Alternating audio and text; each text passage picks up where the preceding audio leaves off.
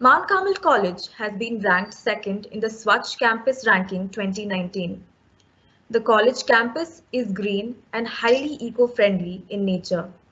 Several environmental resource management measures have been implemented, and being green is part of the Mount Carmel College culture. The Environmental Science Department has played a major role in achieving this. The Eco Club is not only spread awareness but also find alternative solutions, and we do practice what we preach.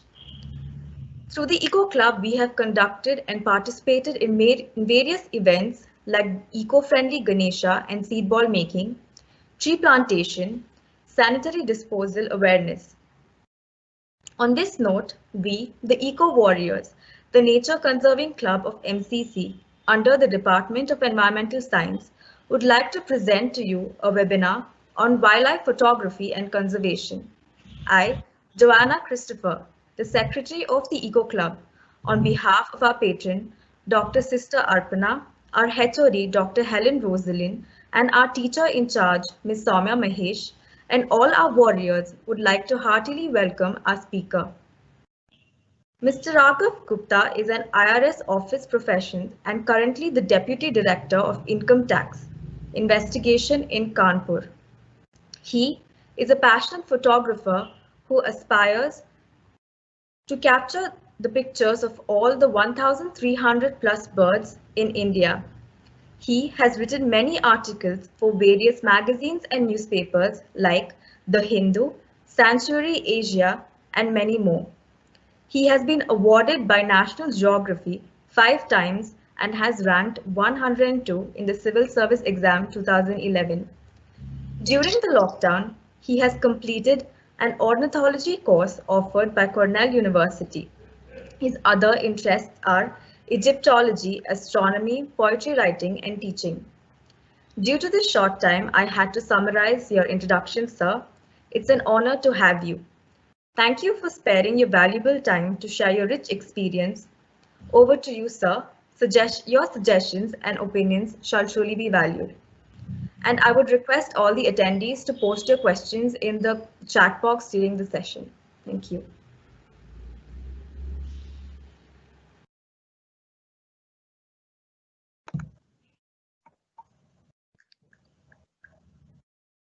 Thank you so much, Joanna, for such a humbling introduction, and thank you, Department of Environmental Science and MCC Eco Club and all the teacher coordinators for this wonderful opportunity to be here and to share some of my experiences in wildlife and hope to inspire the young people here. So moving on, I'll just share the presentation and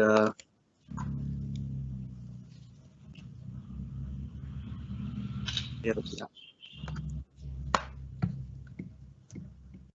I hope it's visible. Yes, sir. Great. So moving on.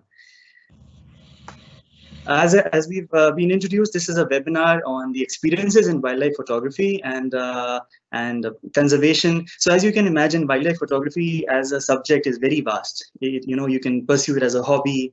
You can use it as a tool to send a message, to spread awareness. And we're going to learn through some of my photography how we can engage more in nature and wildlife and how we can spread awareness about this field. So before we move on, I'll just present a brief overview of the webinar of what we'll be covering. Part 1 would be dealing with the wildlife photography as such. This will be a very short introduction, and I'll try to keep the technical details at a minimum so that we can probably have another webinar someday. And this will be basically touching upon exposure, what exposure is, what framing and the rule of thirds is, and what the different types of wildlife photography are.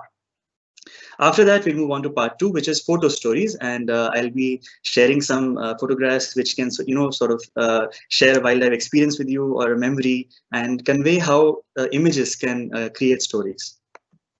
Then part 3 would be on careers and courses in wildlife. This is especially relevant for the young ones who want to, pursue their careers and particularly have their knowledge or skill set improved in wildlife.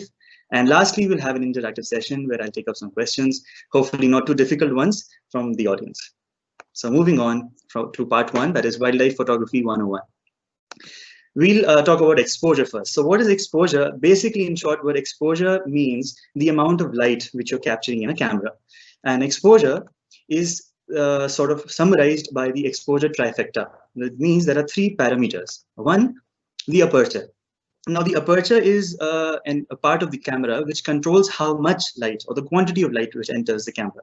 And this is measured in f-stops, such as f1.4, f4, f8, etc. And this way, you know that larger the aperture. So basically, if the aperture is larger, the amount of light coming will be larger. But to note is that the f-stop goes in the opposite direction, which means that the number f is a fraction. So sorry for the mathematics here, but if it's a fraction, automatically it means that if the larger denominator would mean a smaller number. So the larger the aperture, the smaller the f number, and larger the amount of light. Then we have the shutter speed, which is basically controlling for how long the light enters into camera. So since its length of time, it is measured in seconds, like 1 second, 1/200th of a second, 1/6400th of a second, etc. And thus, a fast shutter speed would mean shorter duration, and slow shutter speed would mean a longer duration. And the last part of the exposure trifecta is the ISO. And the ISO is basically controlling the sensitivity of light entering into or falling into the camera sensor. And this is measured ranging from values from 100 to 10,000, 100 being the lowest and 10,000 being one of the highest. And what this basically means is that if you have an ISO value which is high, it is usually used for low light conditions, which means you want the camera to sense and capture as much light as possible. But this comes at a cost. So if you increase the ISO, automatically the graininess or the noise in the image becomes more pronounced. Now, this is different from pixelation. Pixelation means you have a picture and let's say it was taken at a very low resolution, and you zoom in and you'll see that the photo has blobs of pixels being exposed. That is pixelation, and that is an inherent quality of resolution. But noise is related to ISO. So these are the three basic factors or parameters which control the exposure. Now, besides as you can see, the word light has been boldened in all the three, which means that all of them ultimately are related to light, and hence all three of them together play a role in exposure. Moving on, we'll also look at how these three are involving or directly related to some other factors. For example, aperture is related with the depth of field, and depth of field means how much of the image do you want in focus. For example, you have a tiger in front of you and you want to capture it, but you don't want the background too much. You want just the tiger. So this will be a shallow depth of field.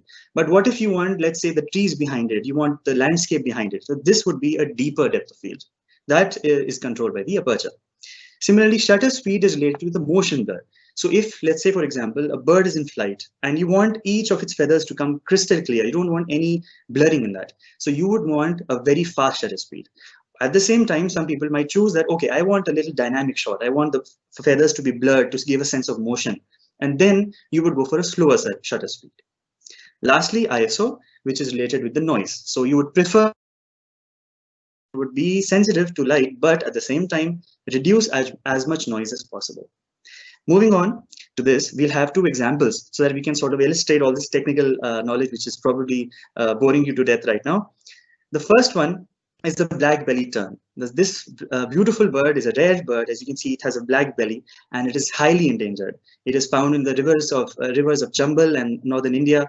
And as you can see, the background, it's totally blurred. Now, this is an example of a large aperture. So large aperture means shallow depth of field, which means I can only see the bird and nothing in the background. So this is beautiful as it sort of highlights the birds and nothing else. And let's see another example. This is the Dalmatian pelican. This was captured, the shot was captured in Nal Sarovar, Gujarat. And as you can see, this has the day was very sunny. It was extremely bright. So I needed to reduce the aperture in order to make sure that the image is not overexposed. But because of that, since I reduced the aperture, the depth of field deepened. And as you can see, in the background, there's a lot of vegetation which is visible, which otherwise would have been blurred had I used a larger aperture, but then that way the image would have been overexposed. Also, you would see on the left side, if you zoom in, the water droplets are very clear. Now, as you can see, this is because of high shutter speed. In fact, the shutter speed was 1/6400th of a second. So this is why you can see individual droplets. Had I used a slower shutter speed, you would have water trails and maybe the water droplets wouldn't have been so clear. So this summarizes exposure, and this is a disclaimer that exposure is a very vast subject. We sort of finished it in about 10 minutes, but exposure by itself is a webinar in its own right. And if we have an opportunity, we'll definitely meet. You can always email me if you have any queries about this, and we'll talk about exposure maybe at a given date. Also during the webinar, we'll see a lot of photographs, and where I'll try to incorporate some practical examples of how exposure is incorporated into photography. Moving on to the next part of wildlife photography, which is framing and rule of thirds. Now, before we move on, I just want to sort of impress upon you that the exposure is the scientific part or the technical part, even framing is, but what I'm trying to say is that aperture, shutter speed, and ISO are related to the camera. They are the camera mechanics or the machinery of the camera. Whereas framing and rule of thirds is more the artistic side. So there is no restriction from the camera. This is entirely in your hands. And that's why I want to sort of delve into this topic more, because this is something which we all need to, these common sort of observations can help you make your photographs a little better. So of course, if there are any doubts for exposure, we'll definitely take up in the interactive session. So what is framing? Framing basically means putting your subject in such a way that it highlights what your subject is doing and what you want to display through your image. So, and what is the rule of thirds? Rule of thirds basically mean that you take your image, you draw 2 horizontal and 2 vertical lines. I'll explain how. And this divides the image into 9 equal parts like this.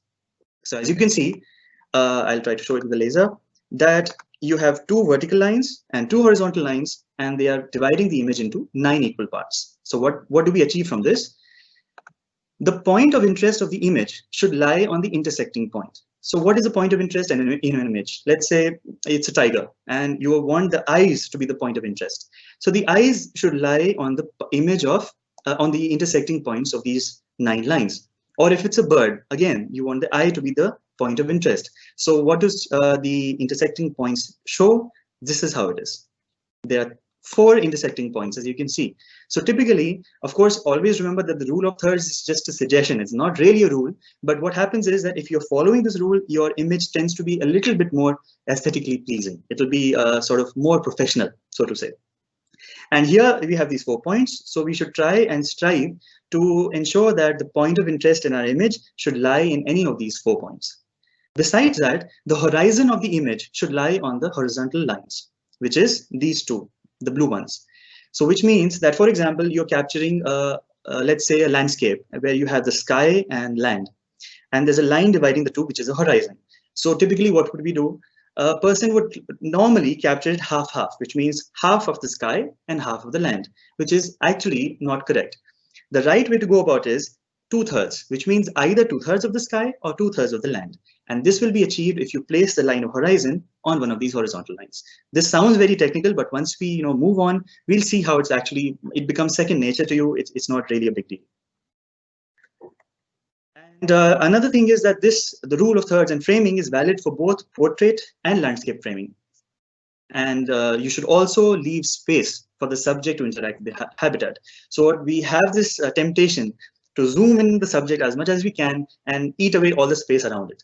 While this is very tempting, and maybe in some cases it's actually great also, maybe if it's a rare bird or you have an exceptional shot, but normally what happens is we should leave a little bit of space on the left or right of the creature, so that we have this illusion that the creature has space to move into that space. And this makes the photograph a little bit more aesthetically pleasing. We'll see an example now. This beautiful little tiny color bomb is the Oriental Dwarf Kingfisher. This is found in the Western Ghats, and I captured this image in Chiplun, Maharashtra. Now, as you can see, there are a lot of things where, the rules being followed here. This is an ideal good books kind of photograph, very true to the rules. The first rule is the rule of thirds, as you can see. If you here, the eye of the bird is lying right at the point of intersection. So this is part 1. The other thing you'll see is the twig. This is sort of the horizon. In this case, it's sort of a line which is dividing the upper and the lower spaces. So therefore, it's lying on the horizontal line, nearly around it. And the third thing you'll see is that there's a lot of space on the right side of the bird, which gives the illusion that the bird has space to move to the right side. So this way, instead of picturing the bird right at the center, we've shifted it slightly towards the left in such a way that the rule of thirds and the framing is properly followed. Moving on, this is another example. This is the beautiful Blackbuck, and this was captured in Nandur Madhimeshwar, near Nandur Madhimeshwar, in near Nashik actually, and in a grassland or a dry scrubland area where it loves living. So here again we'll see that the head of the Blackbuck is placed neatly around the intersection point, and the horizon where the Blackbuck is sitting right now is forming the line on the horizontal line. So this is a typical example of to show how rule of thirds is followed in a particular photograph. Now here's a landscape photo. This is one of my favorites. It's a rising sun from Arunachal Pradesh, and we had gone there for birding. And as you can see, again, it's following the rule of thirds. The sun is placed around the point of intersection, and had this photo been taken slightly differently, for example, like this, which normally we would typically do, placing the sun right at the center, this would be violating the rule of thirds. As you can see, it's not falling on any of the intersecting points. And aesthetically also, if you compare this photo where the sun is bang in the center with the earlier one, you'll tend to agree that the first one is more pleasing. So moving on, but as I said, rule of thirds is just a disclaimer, is just a guideline, and the disclaimer is that rule of thirds can be broken, in fact should be broken a lot of times when you feel that your photo needs to take some creative license. And this example will show you how. This beautiful bird is the red-billed blue magpie, and it's found in the Himalayas. And this was the first time I saw this bird up close, and I really wanted to have a tight frame. So as you can see, the points of interest, which is probably the face or the eyes of the bird, are not lying anywhere near the points of intersection. And this is breaking the rule of thirds. But it's fine. I'm comfortable with that. Why? Because I wanted the entire head to tail, which is a pretty long tail, entire thing into the single frame. And had I zoomed out a little bit, maybe the it wouldn't have been such a tight frame. Also, you might notice there's a little bit of foliage or blurred greenery at the bottom left. This is also one way to highlight the natural look of the photograph and can help you sort of convey a message of wildlife. And they're not typically models. They're just there in the wild, and you capture them in the wild. Though the other example is portrait. As you can see, this is a purple sunbird, and again this follows the rule of thirds, where the eye is in the roundabout near the point of intersection. So that was about rule of thirds, framing, and exposure. And now we move on to the third and last part of wildlife photography tips. And this is the types of photography. Now, types of photography is not really a set in stone. In fact, this list is entirely made by me. There's no sort of book or some sort of authority which sort of divides wildlife photography into these parts. And this is mostly based on 3 types of classifications. So we'll see how. This is not too technical. Don't stress too much. The first classification is, we can say, technique-based. So the first 3, that is night, macro, and backlit photography, are technique-based classifications. Then conservation photography and experimental photography are thematic, which means they're theme-based. And the last 2, that is landscape and portrait photography, are frame-based. That is, you divide your photography on the type of framing you want to do. So this is broadly the kind of types of photographies which we'll be encountering in wildlife. And you can have a combination. You can have a night portrait, or let's say a backlit landscape, something of that sort. So that is entirely possible. You can, it's a creative process, and you can obviously combine and lose all rules which are sort of highlighted. So moving on, we'll have the first type of photography, which is night photography. And night photography basically is difficult in the sense that you need to have the right exposure, and B, you need to be sure that you're not disturbing the wildlife too much. And I'll show you how. This is a very unique bird called the great-eared Nightjar, and this is from Thattikad, Kerala. And this is not exactly an owl. It belongs to a different family, the Nightjar family, related to owls, but not exactly one. And as you can see on the right side, there's a lot of light on the right side of the bird. The reason is that whenever you have a flashlight or a torchlight, always remember that it shouldn't be too bright, because it disturbs the night wildlife. And secondly, you should never aim it directly at the subject. You should maybe aim it slightly at the right, so that the outer fringes of the circle should fall on the light, and there's a diffuse lighting which sort of enriches the colors. Otherwise, what would happen is, if you sort of directly put the light on the subject, then there'll be a loss of color. It may turn out to be overexposed. So this is an important example. And you can see that the face is slightly different from an owl. It has a little tiny beak, and it's one of the largest nightjars in India. This is another example of the night photography. This is a golden jackal from Nandan Madhyameshwar. And as you can see again, the most of the light is focused on the left side. There's only a slight patch falling on the jackal. And the reason the golden color of the jackal is very visible. So this is another example to show how night photography can enrich the colors. And this is a very thrilling moment. We were sort of on a night trail watching birds. And then on the way back, we heard this rustling sound near the fields. And we knew that there was an animal, some big animal, and we weren't sure what it was. And we paused and we were waiting for the rustling, and it came closer. And then we suddenly switched on the light, and the jackal was taken by surprise for a second, looked right in the camera, and then disappeared into the bushes. So that's where we took this photo. Again, you can see on the bottom right, there's a foliage, which is signature, which is my signature. I really love putting a little bit of foliage into the photo in the foreground to make sure that it's, has a wild effect to it.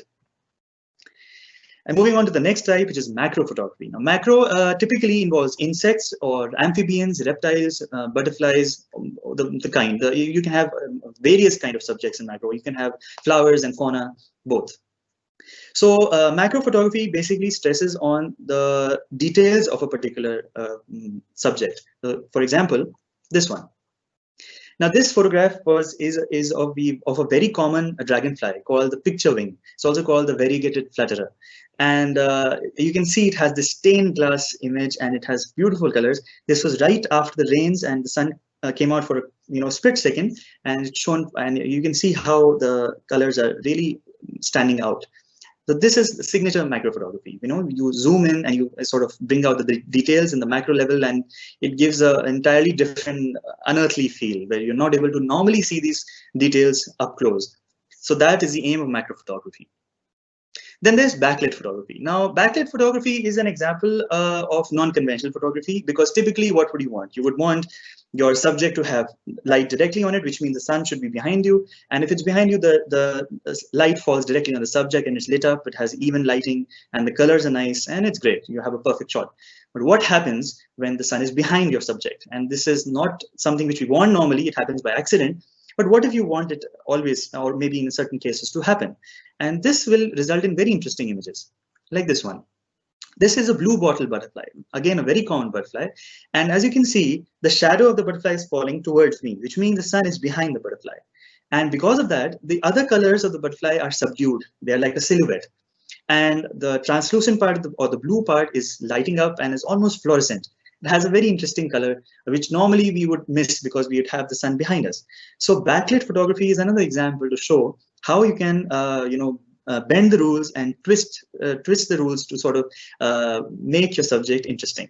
Another example of backlit photography would be mammals and birds, where you can have the sun behind them, and you would see that the fur or the feathers of this subject would light up in the golden light. And if it's a very recognizable subject, you would see that, let's say if it's a lion, you would see the mane of the lion, shining behind the sun. So this would be an example of backlit photography. And then we have the thematic photography, which is conservation photography, which is extremely important.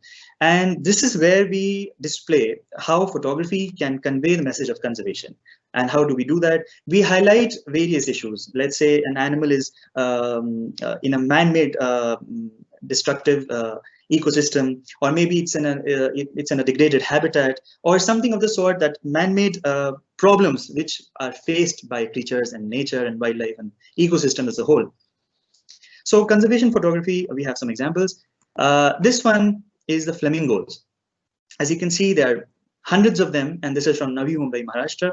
And you can see a lot of industrial activity happening in the background. There's construction, there's a lot of work happening. So what does this message convey? This says that the wetland, the imaged wetland where the flamingos are, is under threat, because it may be filled up by landfills, or it could be drained, or worse, it could be poisoned by toxic chemicals, etc. So the message we are trying to convey is that we need to save this particular wetland. Let the industrial activity happen, great. But the problem is, the point is that we should ensure that that shouldn't interfere with this wetland. Then this is another example. This bird is called the Eurasian curlew, which is a very rare endangered bird, and it's almost the populations which used to be numerous in UK and Northern Europe have almost disappeared. And you can see in the background, there's a boat, there's a human activity going around, and this is Arnala, again in Maharashtra. And typically it's a clean beach, but that day I realized how sensitive these birds are to pollution and to the objects which they eat. What if they are polluted, and what if they are contaminated? So these are things which we need to focus on, and this is how you can convey. And this is another example of how those curlews, the one which we just saw in the last image, in a much better setting where there's a greenery, there's a little bit of wetland intact. And these are winter visitors, which means they're coming from hundreds of miles. And it's sort of a moral duty to make sure that they have a comfortable stay here for the 4 or 5 months they're here. And then they go back to their homes where they breed. So we need to make sure that they come here, they are fully stocked, they eat properly, and they go. So this is our responsibility as citizens. This is another example of conservation, where you'll see the brown-headed gulls from Mumbai. Some people might recognize the Marine Drive, and you'll see on the left side there's a feeding happening here. And this is wrong on 2 counts. Maybe the intention is great. Maybe the intention was to feed the birds, and you feel that you're doing something right, which probably how it is. But then the problem is most of this food is actually either oily or sugary or spicy, and it's not very ideal for the birds, their digestive systems. The second, and more importantly, is that many of these birds are juveniles, and juveniles means that they are young birds. They are just about to learn the intricacies of hunting and how to understand wind movements, how to plunge in depths, and how to capture fish, etc. Now imagine if they are being fed regularly, they will have a dependence on humans. And this dependence means that they are losing their instinct to hunt. And this would mean that the entire population might. So we have to be very careful with wildlife, especially like this. And of course, after that, the Mumbai administration did something also. They spread awareness. But we should, as citizens, also be aware that these activities, even though the intention is great, we should ensure that kindness doesn't kill. And now we have experimental photography, which is another example of thematic photography. And we'll see how rules are bent and broken.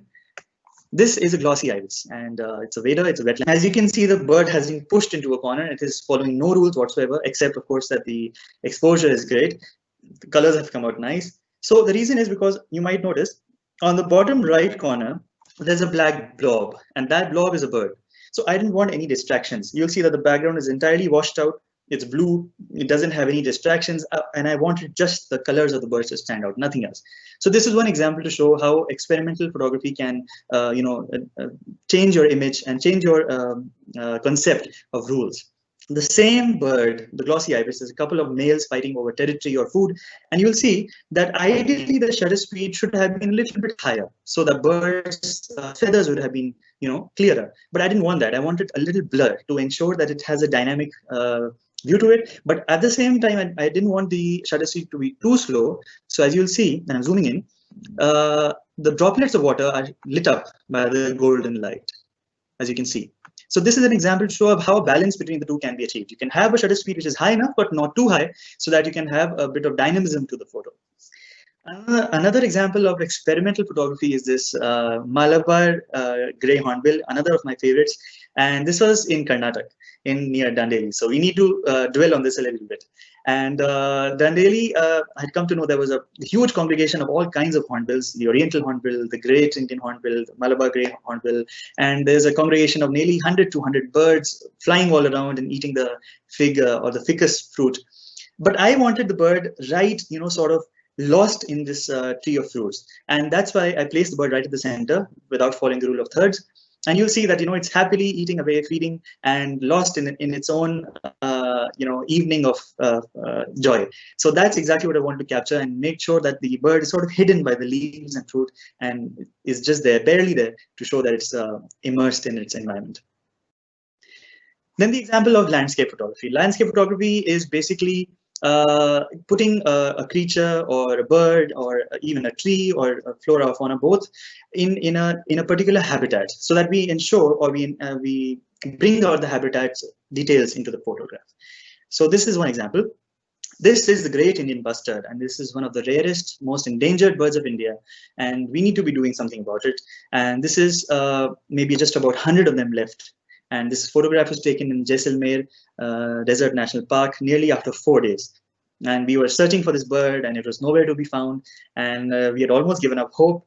But as luck would have it, and I consider myself very fortunate that while returning, our guide shouted "Gudavan, Gudavan," and Gudavan is the local name for the GIP, and that's where we saw. And this bird was happily trotting on the landscape, proudly like a desert sentinel, and that's how we captured this photo. So you can imagine that the landscape is very visible. You'll have the scrub, the desert, and the desert vegetation, the kikar, babool, slightly in the background.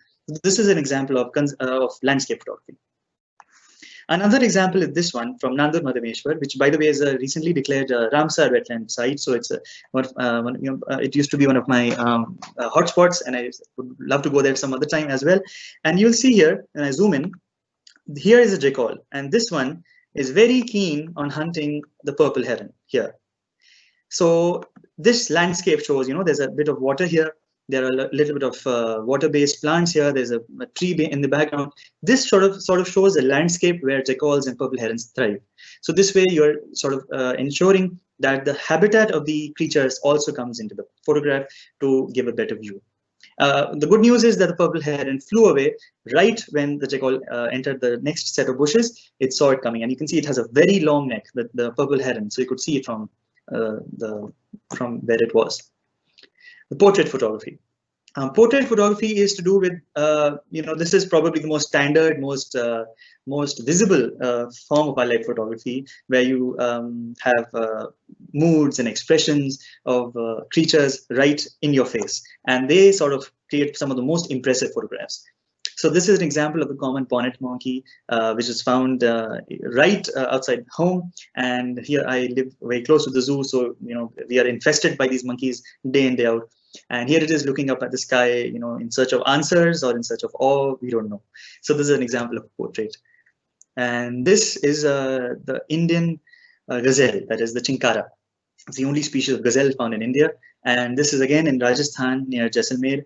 And this was a very short moment when these two-headed animal looked at me, and then for the next second they bolted. They're very agile, very fast. So that's another example of portrait. And this is again Karnataka near Dandeli, and this is a beautiful bird called the crimson-backed sunbird. And this bird is endemic to Western Ghats, which means that it's not found anywhere else in India or in fact anywhere else in the world. And you can see that it has no dearth of colors, from turquoise to purple to maroon to lime to yellow to brown to pink to red. It's endless, and it's amazing. So what happened was that this was pretty much high up in the branches, and the sun was thankfully there. So it came out for a second, peeped at me, and that was the second I took the photograph and went right back in. So I was lucky and I got this photo, and I'm very happy to share that this photo was actually featured as a cover on the B&H's Hornbill magazine. So thank you, Karnataka. And this one is an example of the griffon vulture. Again, a portrait, but a non-conventional one, because you can see other birds also in the background. But the idea is that they are feeding. And vultures, as you know, are very important. Some of you, in fact, most of you would actually know what the crisis is all about. And this began in the 1990s when vultures suddenly started dying in India. In fact, a lot of Southeast Asian countries. And then it was discovered that it's diclofenac or diclofenac. This drug is basically used as a painkiller for bovine or for the cattle. And when these vultures used to, feed on these cattle, they would obviously ingest the medicine as well, and that used to prove fatal for them. And the entire population, 99% of them, were wiped out. This was a tragedy, and the worst part is it's the effects of it is very visible in our days, in our daily lives. You can see that vultures are not anymore visible, and in fact, they formed a very crucial part of the food chain, being scavengers. And now they've been replaced by feral dogs. Now, feral dogs do not do the job properly. They are not able to consume the carcasses or the dead bodies completely. And as a result, the dead bodies start to foster various types of microorganisms and bacteria, which might spread and land up to wide-scale diseases, which may become pandemics. So do you realize how important it is that vulture conservation, in fact, in particular, and nature conservation in general, is directly related to our survival? The impact may not be felt right now, but someday or the other, we will understand how important conservation is and how important not losing biodiversity is. So this is an example of portrait. And this, of course, is the leopard from Jalna, Rajasthan. This is right there at the beginning of the slides. And this is one of my favorites because the colors have turned out so well. Even though, as you can see, there's a slight patch of light or something here and on the left side as well. That's not light, actually. That's two green leaves which were sort of blocking the way. But I couldn't risk, sort of shifting too much because I didn't know whether the leopard would look back again or not. And this was just a couple of seconds when I knew it was turning. So I decided to go for it and just click it. So this is an example to show that your pictures don't have to be perfect. They can convey a sense of error or imperfection, which is how nature is. So the colors have turned out very nice thanks to the low light, and I was lucky to have the shot. So that brings us to an end of the types of photography, and sort of I hope that gives you an idea of the scope of wildlife photography. It can land up from landscapes to macro to backlit to conservation to portraits, etc. And now we move on to the next segment, which is part 2, and is photo stories. So we've already had some stories, and now we'll be moving into some photographs where I'll be sharing some, experiences through my images. The first one is the family. This is the Indian stone curlew or the Indian thickney. And this was in near Dholpur, Chambal River, on the border of Madhya Pradesh and Rajasthan. And here, these birds are waders. They are typically found near the reed beds. And I was sort of, capturing them. It was nice to sort of have them close. The sun was perfect, great lighting, nothing more to it. But I just sort of, I don't know, I just thought that maybe let's wait and let's see what happens. And just about 5 to 10 minutes later, this happened. A very young little chick here emerged, and you can see that the mom and dad were very, very protective about it, and till the time I was there they did not leave sight of their young one. And it is amazing to see how parental love is so universal, and that's how any parents would protect their child. So this is an example how overwhelming and how heartwarming some moments can be. Then the uninvited guest.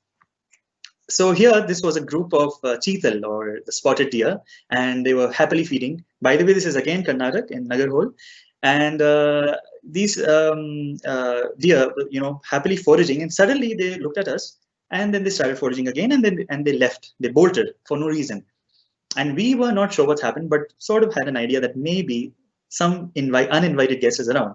And sure enough, we switched off the engine of the car and we waited, and there this beautiful ochre colored tigress stepped in. And as you can see, again, there's a lot of foliage in the foreground, the tiger coming through it, tigress rather, and it looked at us for a split second and again ran into the bushes. Mother's love.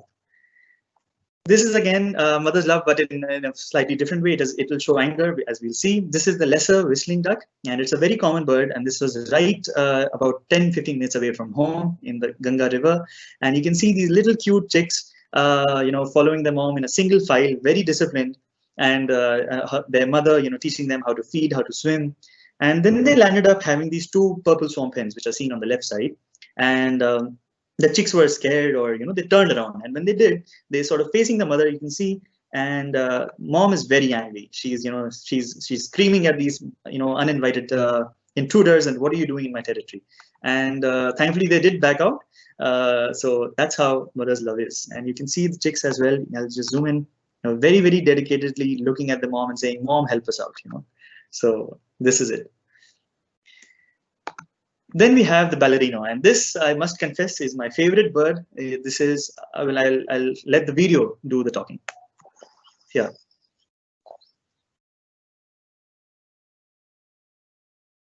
There you go.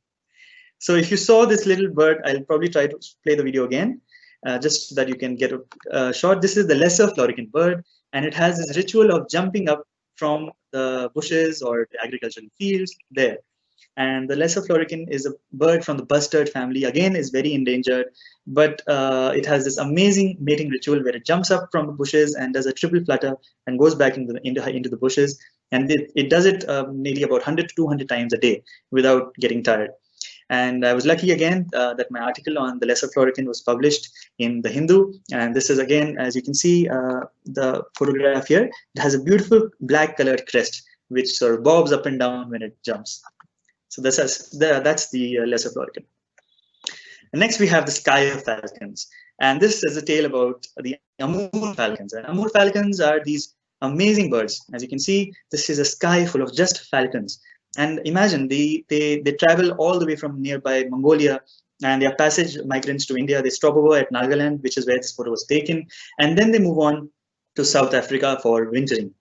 And I was lucky. This was a long journey, 16 hours I took from Mumbai to reach Nagaland, using all kinds of modes of transport, from the flight to the car to the bus, and then finally landed up to this place where my friend Onan helped us to see these amazing creatures, 2 lakhs of them soaring in the sky, soft, shrilly whistles. They're very dainty little raptors. And here's another photo where the female of Amur falcon is shying away, and the male is sort of, all in glory trying to impress. This is again in Nagaland. And then we have another photo which is outside India, and this is paradise and back. And you might have guessed it, this is the birds of paradise. And there are about 30 odd species which live in Papua New Guinea and the allied areas. And these are birds to reckon with. Their rituals of mating, their dance is something which is out of the world. And again, I let the video do more of it. Takes a bow, and then it spreads its wings and dances on its tiptoe. The male is on the ground, and the female is looking from above, checking out every move, whether he's a good dancer, whether he'd be a good potential mate. And you can see how the plumes of its heads are shaking, and how it's like a skirt which is moving around.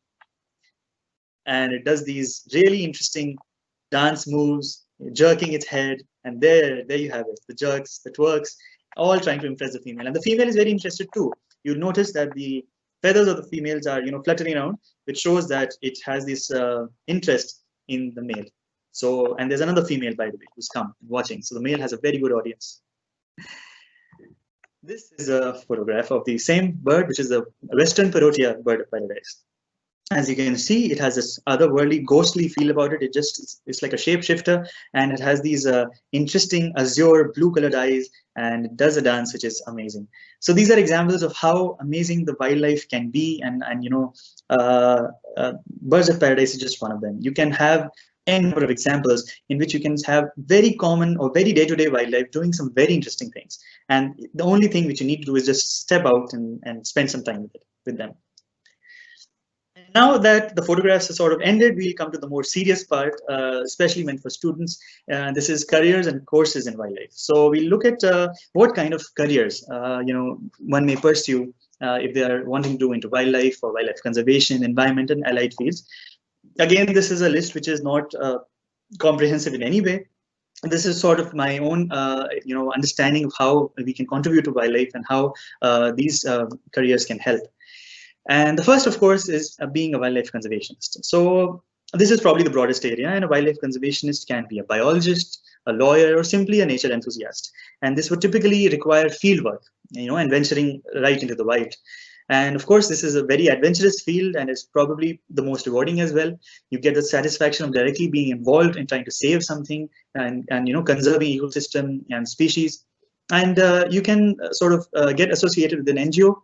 You can intern with the forest department of a state or a union territory, and that's how you learn, how conservation is at the ground level.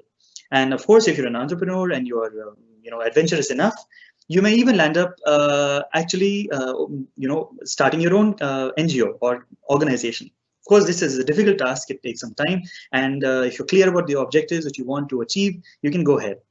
And another example of wildlife conservation is pursuing law. You might do environmental law or allied fields, and then get into public interest litigations and try to have judicial intervention in issues such as wetland conservation, grassland conservation, etc. So these are broadly the areas in wildlife conservation, and that's a very impactful career. Of course, then the other one, you could be a wildlife photographer. And this is, of course, one of the most creative ways to express your love for nature, and also to make a change if you want to. And wildlife photography is both an art, as I told you, when you consider aesthetics and the beauty of nature, and a science if you consider the technical parts of it. Now, if you, of course, including digital processing, for instance. For me, however, it's something more. It's not just an art or science. It's something where you can express your love for nature, and to ensure that people around you get aware of the unimaginable diversity and the kind of humanness, the kind of emotions exhibited by wildlife. They are not too different from us. And that's what we need to highlight. We take wildlife for granted, and sometimes that is really not the right thing to do. So similarly, you should understand what it means to you. And if it's just a hobby or is it recreation and you like being around flora and fauna, and you want to reach out to people and help them conserve nature and spread awareness, it's entirely your choice, and you should never be governed by what other wildlife photographers' philosophies are. This is entirely a personal choice, and that's what makes wildlife photography a very interesting career and a hobby, because it's entirely a personal journey, crafted and molded entirely by your choices.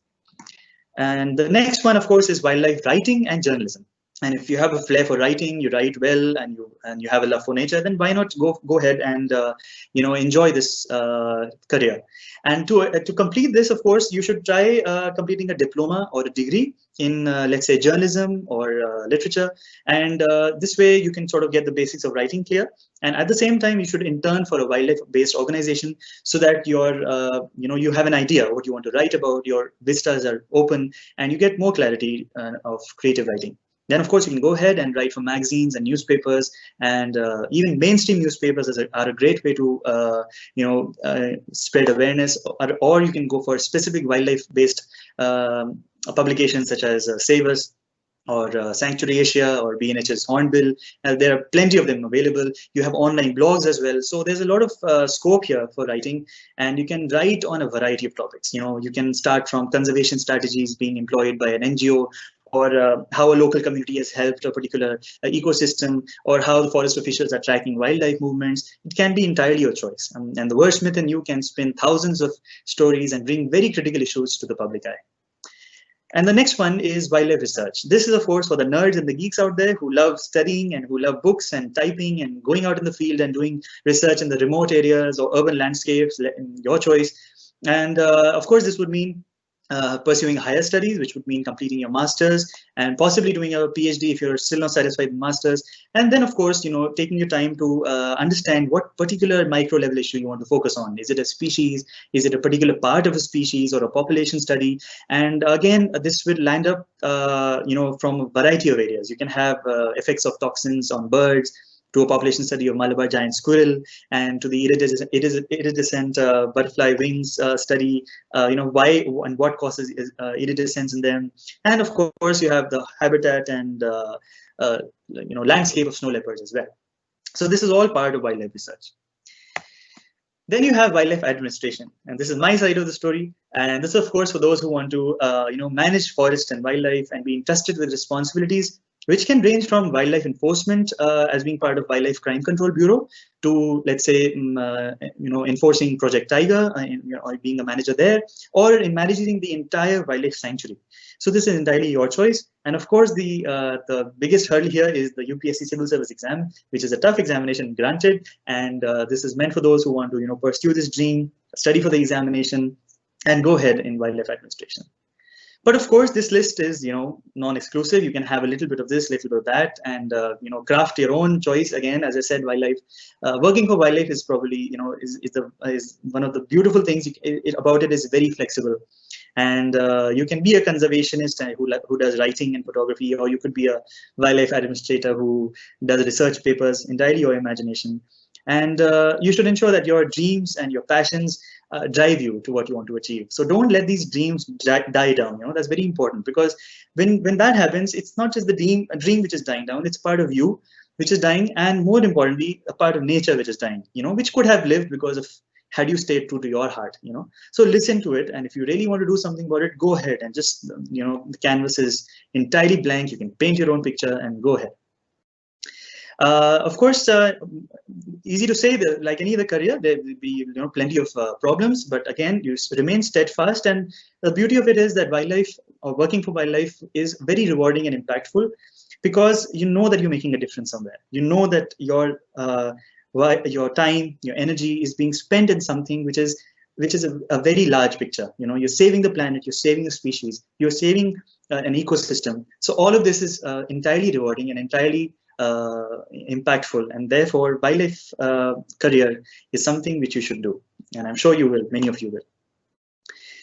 And moving on to various courses in wildlife, well, there are plenty of courses. There are many online courses available. There are, many distance learning courses available. You'll be spoiled for choice. So there's a lot of examples.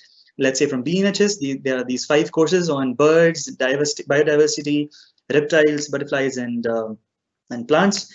And then you have the postgraduate diplomas from WWF India, which are very comprehensive courses on environmental law, policy, management, etc. Then you have National Geographic's 6 courses on exploring conservation, and they are very interesting courses. In fact, I recently completed them, and the good part about them is they are very practical. You get to understand exactly what you can do in conservation, because there's a very burning question in youngsters: and how do we actually make a difference? How does it really work? So this course will actually make you understand how there are so many factors which you need to take in place, but provided you have a plan, provided you are doing it scientifically, you will end up doing a great job. Then there is the Cornell Lab of Ornithology, which gives you 2 very interesting courses on birds. And then you have the TGC, which is giving an excellent course on advanced wildlife travel and landscape photography. And then you have the Wildlife Institute of India, which is the government of India, and they have these master's programs in wildlife science and in heritage conservation, and various short-term courses. In fact, I would recommend that you may take a screenshot now of all the courses, and there are many of them, but these are some of them which are really good ones, and you should do some of them to get more understanding and more exposure to this field. So that's mostly about it, and wildlife, work, and you. This is my conclusive slide, and I would be sort of giving last thoughts and closing thoughts on this one. And the idea is that what do we do? Whatever we have covered, what does it make you think? Does it make you think that you want to work for wildlife? Does it make you want to go out in nature and enjoy? Whichever it is, just listen to that and make sure that that feeling remains. It shouldn't die down right after this webinar. It should be something which sustains, and you should ensure that you get back in touch with nature. Well, why is it important? Why should we get back in touch? Because something which is out of sight is out of mind. And that's exactly what is happening with us. We are so busy in our concrete jungles, in our locked up rooms, in our mobile phones, that we've forgotten there's an entire world of trees, of animals waiting out there, and they're living, they're dying, they're thriving. Everything is happening regardless of whether we watch them or not. So the point is, if we connect with them, we'll understand what we've been missing out on. And only then we'll have feelings within us to conserve them. Because once you start reconnecting, would be aware of the problems they're facing and the beauty of it and all of it. And then we'll be inspired to sort of, share these stories with others, make the awareness, common about wildlife. And another example of this is the environmental impact assessment draft, where about 17 lakh comments were received from public. Well, this is an excellent example to show how people have at least the basic awareness of what is going wrong in the first place. And we should know that. Of course, we should know about what is happening in the forest, what is happening in the trees, what is happening in the grasslands. And the idea is that you can go ahead and do a local survey. You can go ahead in some place which is close to your place and understand what you can do to understand and maybe then help contribute to save that particular place. But all of this is a very delicate part, something called what everybody calls a work-life balance. And in fact, all of the photographs which you saw were taken during my work. And this was, either in the mornings or on the weekends. And this was in my working tenure. So my point is that if you are passionate about something, you don't have to make out time for it. This will happen, you need to do something. It's sort of an innate burning desire that you need to go out, and there's nothing which is stopping you. So right now, maybe because of the COVID and everything, things are a little tied down. When this improves, make sure, meanwhile, of course, you can read up, understand what the academic part of it is, the biology of it, the conservation issues, etc. And you should always be well read, so that when you actually venture into wildlife, you can correlate what you've read and what you see. And you should always remember that the economic benefits should not outweigh the should match with the ecological cost. We sort of forget factoring in the ecological cost which we are paying to get some economic benefit. So this is for all the managers or future managers who will be landing up in higher positions, to remember this fact that whatever policy decision we are taking, we should ensure that the ecological cost is factored in, and then we should go ahead. So this will lead to a sustainable development. It will ensure that there is economic development, there is a sharing of resources among everyone. At the same time, wildlife and nature is protected. So you should go ahead and spread the word around and ensure that nature and wildlife remains a part of your life. And with this, I conclude. And thank you so much. I would like to thank Mount Carmel College, Autonomous Bangalore, and the entire team at the Eco Club, Helen ma'am, Soumya ma'am, Sanjana, Jeevita, Neelana, Joanna, everyone, all and Vaishnavi, all of you. Thank you so much for going through all the trepidations and making the presentation and making sure that the presentation works and all of that. So it was a very interesting experience, and you can reach MCC Eco Club at the Instagram handle, and you can reach me at Instagram, Facebook, and Gmail. Drop in a mail if you want to ask any questions. I'll be taking your questions right now, and Instagram as well. So thank you so much for being a very patient audience. I am not able to see your faces, so I don't know whether you're bored or not, but I hope that you had a good session. And now it's time for the interactive session. We'll take up questions. Thank you so much. Thank you, sir, for sharing your knowledge and experience with us. So there are quite a few questions. So I'll just put them up together for you, sir. Sure. So your first question, sir. Yes. The audience would like to know what got you interested in wildlife photography. Okay.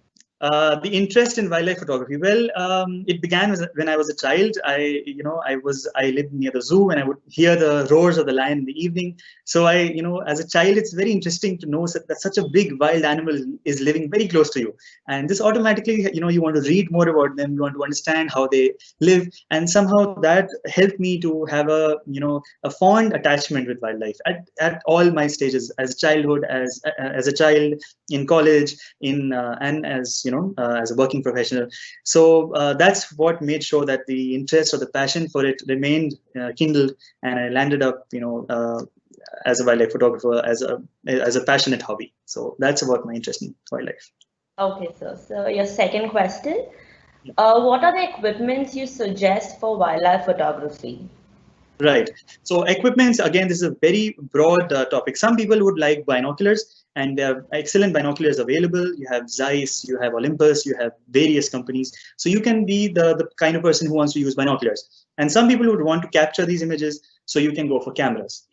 And again, cameras is a very vast topic. You have these built-in zoom, lenses where you don't have to buy any lenses. It's already built in, like the P900 of Nikon.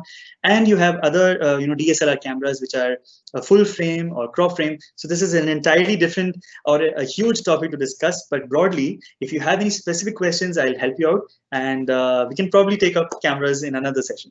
So it's a very vast, big topic. So your third question. Since you are a conservationist, what are the solutions you suggest to protect wildlife? Right. So as a conservationist, we've seen, we sort of understand.